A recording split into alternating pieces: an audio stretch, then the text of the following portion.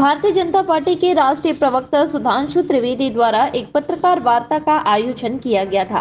इस पत्रकार वार्ता में विधायक अजय बिश्नोई सहित पार्टी के अन्य सदस्य उपस्थित रहे।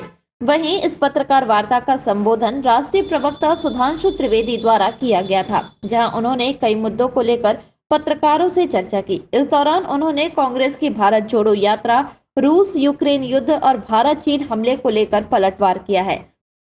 रशिया यूक्रेन युद्ध में रशिया ने यूक्रेन को सीधे मैसेज दिया है कि अगर आप वेस्टर्न कंट्रीज के साथ रहेंगे तो हम आपका ज्योग्राफी बदल देंगे। और उनका वर्ड है the same case is with China, कि चाइना भारत को यह मैसेज दे रहा है कि अगर आप दूसरे देशों से गठबंधन करेंगे तो वो हमारी ज्योग्राफी बदल रहा है।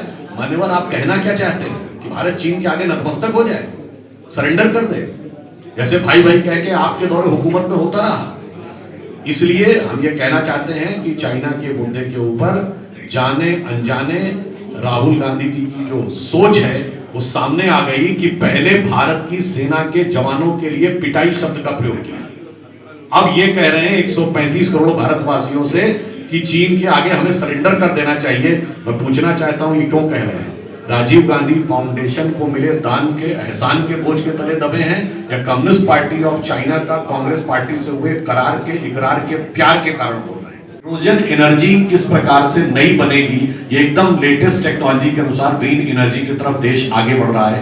इससे पहले इंटरनेशनल सोलर अलायंस यानी सोलर एनर्जी में हम उत्पादन बढ़ाएंगे, ये पूर्ववर्ती सरकारों ने भले ही सोचा हो, पर अंतरराष्ट्रीय सोलर अलायंस का नेता भारत बनेगा और केंद्र भारत में होगा, यह करके दिखाया। अर्थात नए डेवलपमेंट की तरफ हम आगे बढ़ रहे हैं, क्लैरिटी के साथ आगे बढ़ रहे हैं। परंतु अभी भारत में एक ऐसी भी स्थिति है कि भारत की राजनीति के चिर युवा और चिर व्याकुल कुछ भटके हुए नौजवानों को लेकर तथा कथित भारत जोड़ो यात्रा पे भी चल रहे हैं, और चलते हुए वो निरंतर कंफ्यूजन का अनुभव कर रहे हैं। और इस कंफ्यूजन उनके लिए लाजमी भी है, क्योंकि आपने 4 दिन पहले एक इंटरव्यू देखा होगा जिसमें वो एक अभिनेता से नेता बने,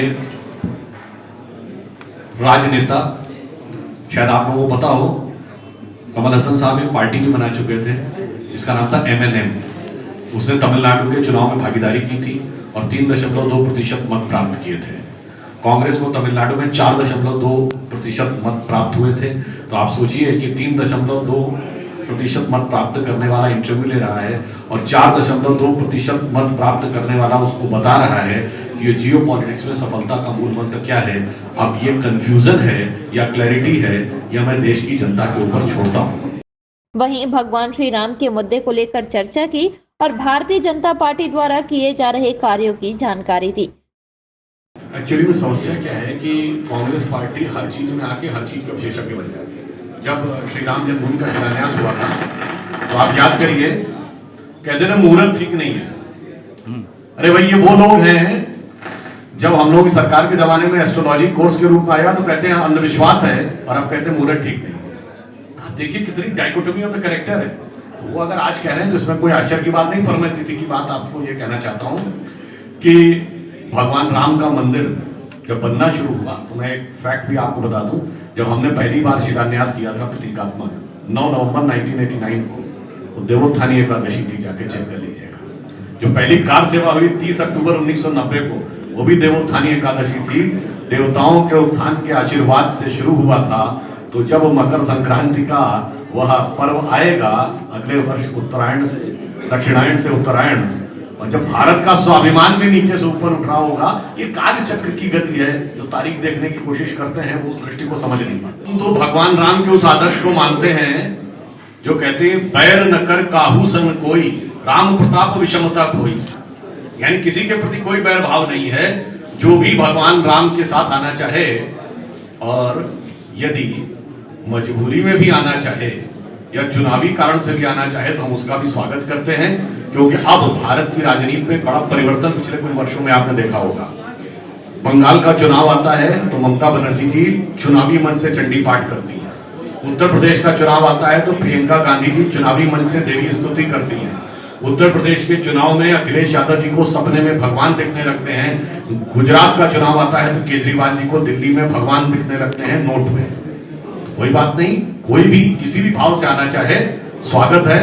तुलसी अपने राम को रीझ भजे चाहे खींच, खेत पड़े पर जामी है उठकर उठकर। भगवान राम आध्यात्मिक चेतना के उत्थान के प्रतीक थे।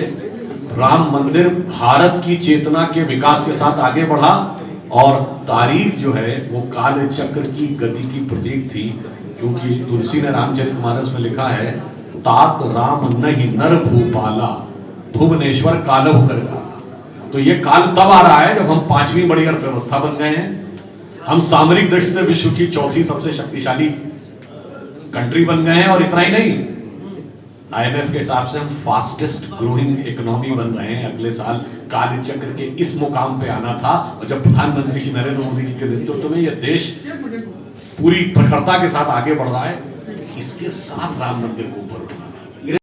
वहीं कांग्रेस की भारत जोड़ो यात्रा को लेकर उन्होंने कहा कि कांग्रेस भारत जोड़ो यात्रा नहीं बल्कि कांग्रेस जोड़ो यात्रा कर रही है। कांग्रेस की इस यात्रा से भारतीय जनता पार्टी को कोई फर्क नहीं पड़ता है, क्योंकि इस पार्टी का सिर्फ एक ही उद्देश्य है और वह है जनसेवा के रूप में कार्य करना, जो पार्टी बखूबी कर रही है।